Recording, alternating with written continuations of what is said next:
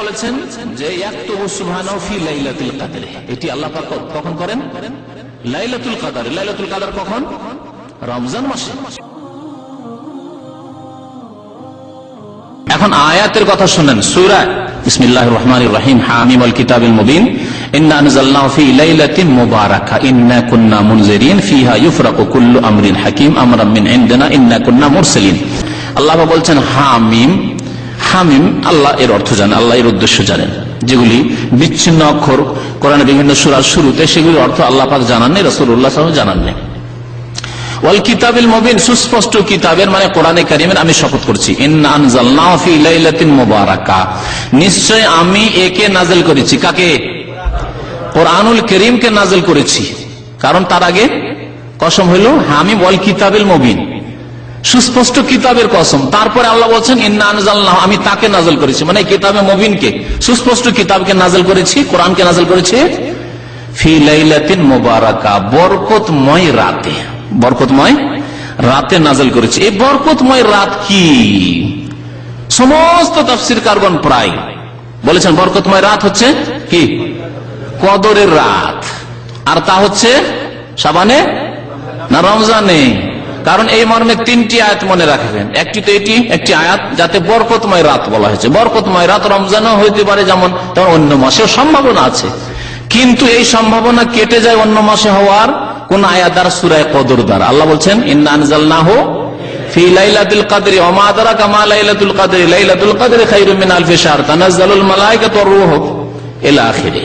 তো আল্লাহ কি বলছেন? ইন্না আনজালনাহু ফি লাইলাতুল কদর, নিশ্চয় আমি এই কোরআনকে নাযিল করেছি লাইলাতুল কদরে, শবে কদরে, কদরের রাতে। শবে কদর নাযিল করেছি। স্পষ্ট হলো না? হলো না? শবে কদর কেউ যদি বলে যে রমজানই হবে নাকি, শাবানে তো হইতে পারে, শবে বরাতকে ধরে নিলাম কদরের রাত, তাহলে তাকে কি বলবো? তৃতীয় আয়াত স্মরণ করো, শাহরু রমাদান আল্লাযী উনজিলা ফীহিল কোরআন। রমজান মাস সেই মাস যে মাসে আল্লাহ প্রথম কোরআন নাযিল করেছেন, প্রথম আসমানে। গত সপ্তাহে বলেছেন প্রথম আসমানে আল্লাহ একসাথে নাযিল করেছে, সেখান থেকে জিবরাইল আলাইহিস সালাম 23 বছরে নিয়ে এসেছেন।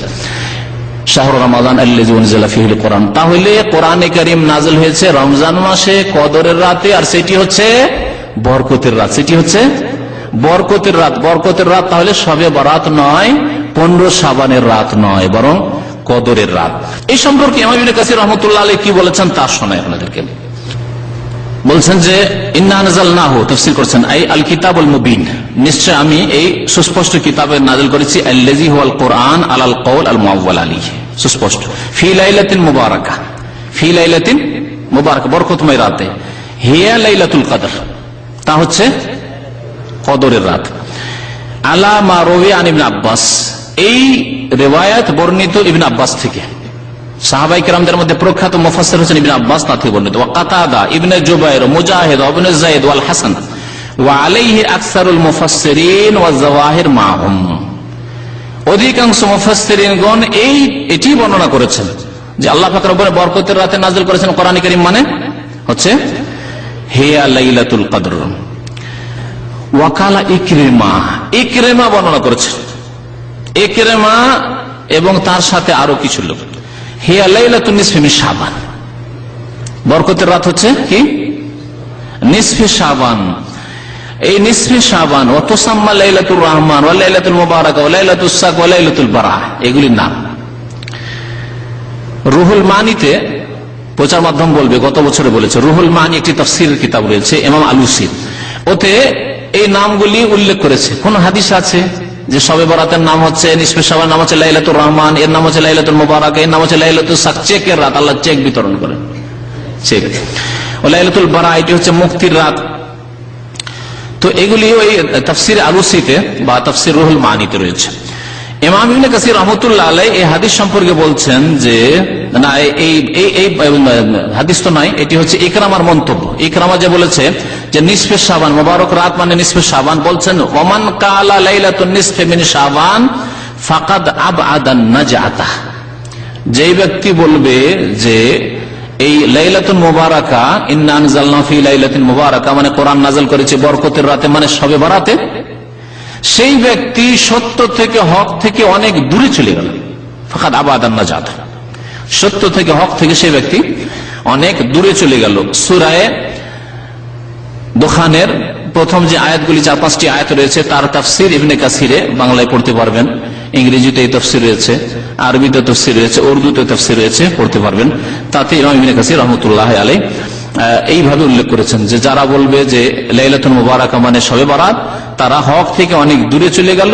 আর অধিকাংশ মুফাসসিরিনগণ যে তাফসির করেছেন, যেটি হচ্ছে নির্ভরশীল নির্ভরযোগ্য তাফসির, তা হচ্ছে যে লাইলাতুল কদরই হচ্ছে লাইলাতুল মুবারাকা, আর তা হচ্ছে রমজান মাসে। তাহলে সহিহ মত জানতে পারলেন তাফসিরকারদের। ইমাম ইবনে কাসির রাহমাতুল্লাহ আলাইহির তাফসির কথা বললাম, এমনকি ইমাম আলুসি রুহুল মানির লেখক তিনিও বলছেন, আগে উল্লেখ করেছেন যে লাইলাতুল কদরে ভাগ্য লেখা হয় 1 বছরের।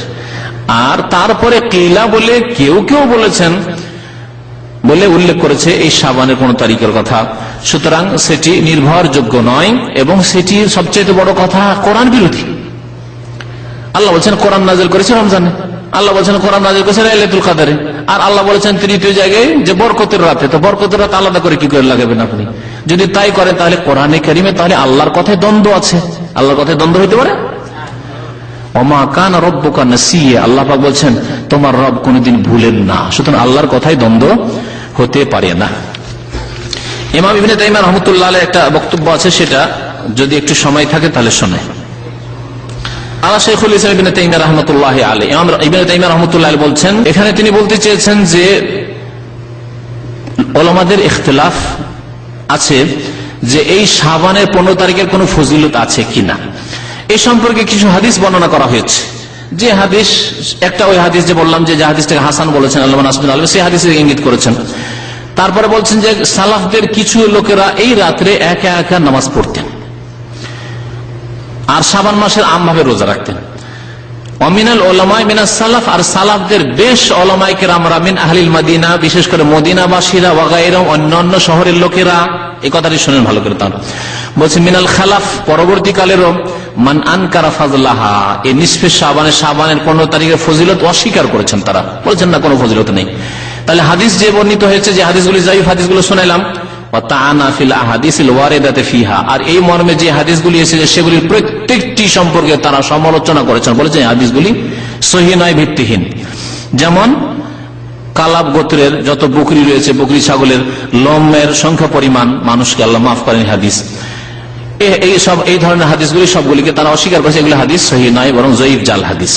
তারপরে এই মদিনাবাসীরা, অন্যান্য উলামায়ে কেরামরা, তারা বলেছেন লা ফারকা বাইনাহা ওয়া বাইনা গায়রিহা, শাবানের 15 তারিখের রাত আর অন্য রাতের মাঝে কোনো পার্থক্য নেই।